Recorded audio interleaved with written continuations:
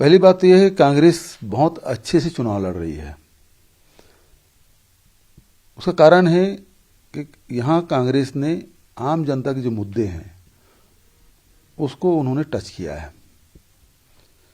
सबसे ज्यादा बेरोजगारी, महंगाई, इससे आम जनता त्रस्त है। पिछली गवर्नमेंट ने यह वादा किया था कि आय दुगुनी करेंगे, खर्च दुगुना हो गया। नौकरी की बात थी, मिली नहीं। अग्निवीर ने और आग में घी डालने का काम किया। तो ऐसे में आम जनता है यहाँ बहुत दुखी हैं और आक्रोशित भी हैं। और कांग्रेस ने अभी जो घोषणा पत्र जारी किया है, 10 गारंटी जो दी है, उसमें आम लोगों को राहत मिलने वाली है, उसमें उसके आय में वृद्धि होने वाली है। और यही कारण है कि कांग्रेस के प्रति लोगों का विश्वास भी बढ़ा है और उधर लोगों को रुझान बढ़ा है। हमने देखा है, जब आप घोषणा पत्र की बात कर रहे हैं, आज रिलीज किया है, बेसिकली हर सेक्शन को लुभाने का प्रयास किया गया है। लेकिन जो हमारा राज्य है कर्ज में डूबा है, तो धन का बंदोबस्त कैसे होगा? क्या भारत सरकार कर्ज में नहीं डूबी हुई है? क्या भारत सरकार से ज्यादा हालत खराब है हिमाचल प्रदेश की? और दूसरी बात यह है कि आपका जो बजट है वो किस प्रकार से बनाते हैं। तो सबसे पहली बात तो वित्तीय अनुशासन, दूसरा भ्रष्टाचार को रोकना, तीसरा नया रिसोर्स पैदा करना। और सबसे बड़ी बात यह है कि अर्थव्यवस्था को संचालित करने के लिए आवश्यक है पहिया को घुमाया जाए। पहिया कहां से घूमेगा? भारतीय जनता पार्टी है, वो सारे जनता से, किसानों से, मजदूरों से, कर्मचारियों सब पैसा इकट्ठा करके कुछ उद्योगपति को दे रहे हैं। वो देश के नहीं दुनिया के 1 नंबर और 2 नंबर की दौड़ में है। कांग्रेस जो है वो पैसा है वो आम जनता सीधा, चाहे वो बागबान हो, चाहे किसान हो, चाहे वो महिला हो, चाहे नौजवान हो, इन सबके जेब में पर्स में पैसा डालने का। और जब उनके जेब में पैसा जाएगा तो निश्चित रूप से बाजार है वो गुलजार होगा। बाजार में यदि गतिविधि संचालित होती है तो फिर उद्योग के पहिए भी घूमेंगे। तो ये, और उसी से फिर राज्य सरकार को जीएसटी भी मिलेगा। तो ये सफल प्रयोग हम लोगों ने छत्तीसगढ़ में कर दिखाया है, पिछले 4 साल से चला रहे हैं। और वो जो वादे हम लोग किए थे, आम जनता को कैसे मजबूत करना है, उसके आर्थिक स्थिति कैसे मजबूत करना है, वो हमने कर दिखाया है। तो वो काम हम यहाँ हिमाचल प्रदेश में करेंगे। बीजेपी जो है इस घोषणा पत्र को बेसिकली कभी ना पूरा होने वाला जुमला कह रहे हैं, कितना दम है इस आरोप में? जुमलेबाज तो वो है। 15 लाख देने की बात उन्होंने कही थी, किसानों का आय दोगुनी करने की बात उन्होंने कही थी, महंगाई कम करने की बात उन्होंने कही थी, 2 करोड़ लोगों को हर साल रोजगार देने की बात उन्होंने कही थी। जुमला वो है। हम तो जो कहते हैं वो करते हैं। हमने छत्तीसगढ़ में कहा किसानों का कर्जा माफ करेंगे, हमने कर दिखाया। 19 लाख लोगों को 9,500 करोड़ रुपए माफ कर दिया।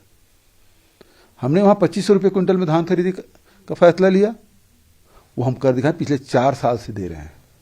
जब भारत सरकार ने कहा कि आप समर्थन मूल्य से 1 रुपया भी ज्यादा देंगे तो बोनस कल आएगा और हम आपको चावल नहीं खरीदेंगे, समर्थन मूल्य खरीदी के साथ 9,000 रुपया इनपुट सब्सिडी प्रति एकड़ के हिसाब से दे रहे हैं। तो आज यदि धान की कीमत है वो 2640 रुपये, अभी जो 1 नवंबर से हम खरीदी शुरू किए वो 2640 पड़ रहा है, 2500 से ऊपर पड़ रहा है।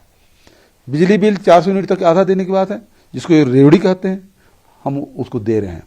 35 किलो चावल हर परिवार को देंगे, नमक देंगे, वो सब हम दे रहे हैं। पिछले 4 साल से लगातार चल रहा है। आपने 10 गारंटी की बात, महत्वपूर्ण है। जो सबसे पहला इशू भी है ओपीएस है।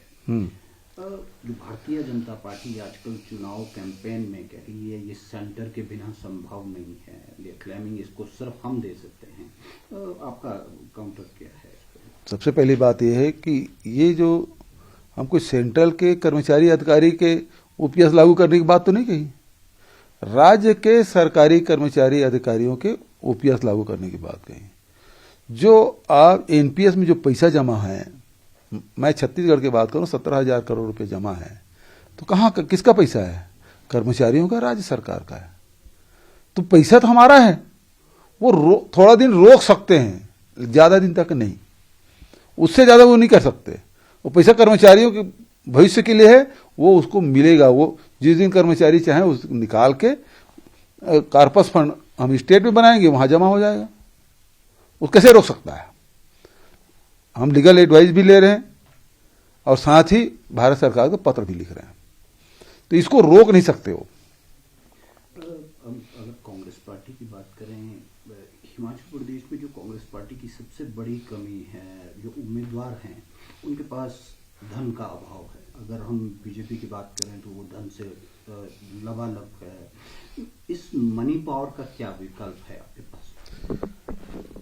धन बल का जवाब जन बल है। यदि धन बल से होता तो पहले टाटा बिरला बन जाते हैं, आज अडानी अंबानी बन जाते हैं। लेकिन ये प्रजातंत्र है और जनता जिसे चाहे अरस में बिठा दे और जिसे चाहे फरस में पटक दे। कितना भी पैसा बहा लीजिए, जनता ने यदि मन बना लिया है तो कांग्रेस से आने से कोई नहीं रोक सकता।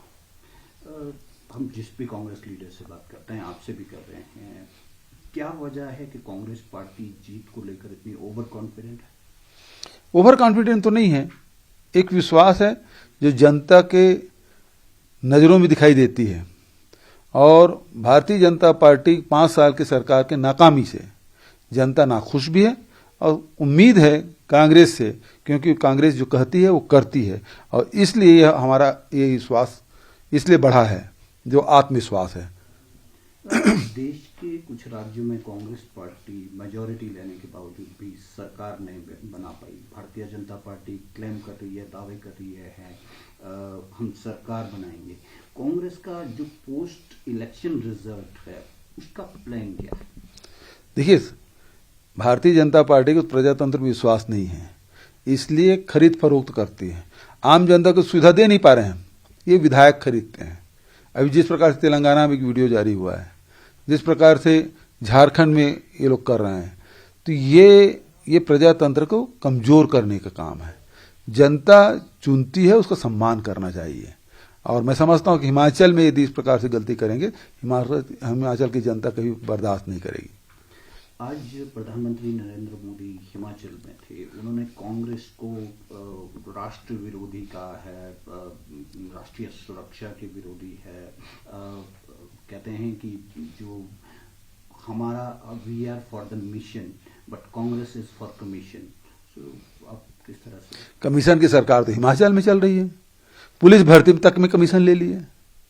जो यहाँ की सुरक्षा की जिम्मेदारी, वहां कमीशन खोरी चल रही है, हर काम में कमीशन। आप चल दिए कर्नाटक, तो वहां तो 40% की बात हो रही है। कमीशन तो इनके, यदि हम कमीशन लेते तो हमारी पार्टी की स्थिति आर्थिक रूप से कमजोर नहीं होती।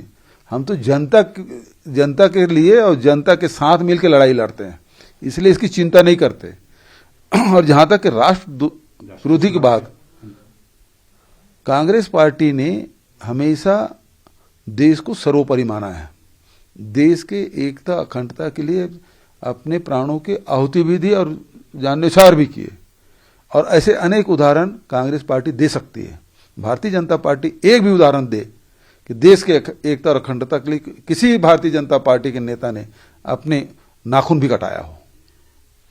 हिमाचल प्रदेश में कुछ ऐसी कॉन्स्टिट्यूएंसीज हैं जहां जीत का मार्जिन बहुत कम रहता है। आम आदमी पार्टी पूरे 68 कॉन्स्टिट्यूएंसी में लड़ रही है। इसका कांग्रेस को नुकसान पहुंच सकता है, आप किस तरह से आंकते हैं? आप पार्टी तो कहीं दिखाई दे नहीं रही।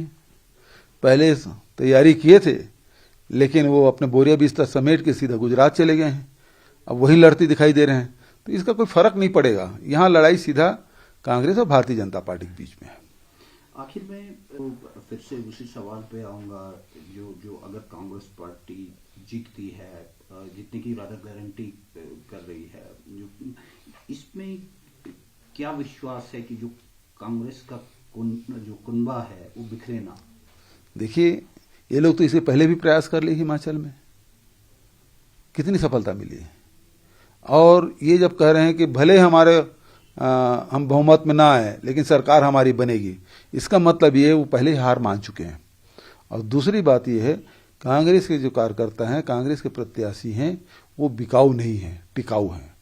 और देखिएगा, सरकार कांग्रेस की बनेगी हिमाचल में और 5 साल चलेगी भी। पिछला उपचुनाव और वर्तमान असेंबली इलेक्शन में कांग्रेस पार्टी हिमाचल प्रदेश में विदाउट वीरभद्र सिंह फील्ड में है, कितना चैलेंजिंग है? देखिए, बड़े कद के नेता थे, 6 बार मुख्यमंत्री रहे, केंद्रीय मंत्री रहे, निश्चित रूप से वो बहुत बड़े नेता थे, लेकिन आज उसको याद कर रहे हैं और जयराम ठाकुर जी को की आलोचना कर रहे हैं। इसका कारण है कि वीरभद्र सिंह की कांग्रेस की सरकार थी तो हिमाचल में काम हुआ है, तो उसी रास्ते पे कांग्रेस पार्टी चलेगी। हमारे पास सेकंड लीडरशिप है, हमें इस बात की चिंता नहीं है कि मुख्यमंत्री कौन होगा, हमारे पास बहुत सारे चेहरे हैं।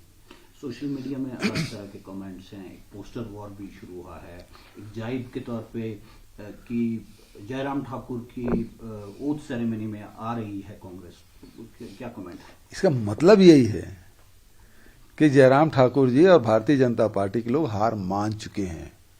भारतीय जनता पार्टी हमेशा कह रही थी हम डिफरेंट हैं, अलग हैं दूसरों से, हम काडर बेस हैं, अनुशासित हैं। राष्ट्रीय अध्यक्ष जिस प्रदेश से हो वहां 21 बागी विधायक चुनाव लड़े, वो भी केवल जहां 68 सीट है, तो समझ लीजिए कि रिजल्ट क्या होगा। आखिर में व्यक्तिगत रूप से आपसे एज मुख्यमंत्री सवाल है, जिस तरह से यू क्लेम जो आपका काम भी हुए हैं छत्तीसगढ़ में, छत्तीसगढ़ मॉडल इन चुनाव में लोगों को कितना कन्विंस कर पाया? देखिए, छत्तीसगढ़ में कांग्रेस ये दूसरे प्रदेश में ईश्वर करती है, कांग्रेस पार्टी ने जो कहा है वो कर दिखाया है और इस कारण से लोग विश्वास कर रहे हैं, क्योंकि सबके संपर्क सभी प्रदेशों में आजकल तो ग्लोबल विलेज हो गया है, सबके पास मोबाइल है, सब लोग फोन करके पूछ लेते हैं। यदि मैं यहाँ भाषण कहता हूँ कि हम 2500 रुपये दे रहे हैं, 2500 रुपये से ज़्यादा मिल रहा है किसानों को, तो लोग तो फोन करके पता कर लेंगे। और मैं लगातार 3 महीने से आ रहा हूँ, तो मुझे मेरे उंगली हाथ पकड़ लेते हैं कि आप झूठ बोल रहे हैं। मैं कह रहा हूं कि 19 लाख किसानों के 9,000 करोड़ रुपए से अधिक की राशि मैंने माफ किया है, यदि नहीं किया होता तो हाथ पकड़ लेते। तो जो जो बात हमने वहां कही वो कर दिखाया है और इस कारण से लोग विश्वास कर रहे हैं। नमस्कार, मैं हूं मानक गुप्ता।